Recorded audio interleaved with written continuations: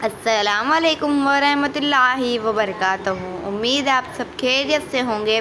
चलिए आसना Sheikh channel videos को like कीजिए, ज़्यादा से ज़्यादा शेयर कीजिए, सब्सक्राइब करें और बाजू में दी बेल आइकन को प्रेस करना ना भूलें। आज हम इस वीडियो में उर्दू मज़मून यौम आज़ादी देखेंगे। ओके,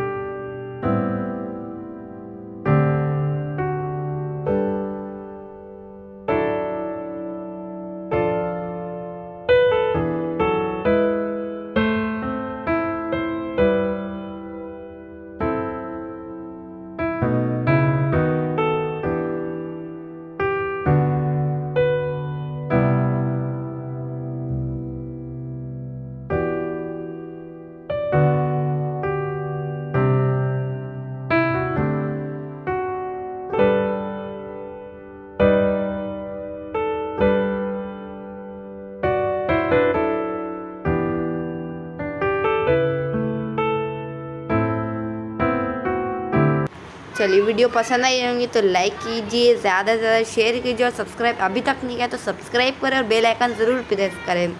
तो चलिए नेक्स्ट वीडियो में मुलाकात होगी, तब तक के लिए अल्लाह हाफिज़।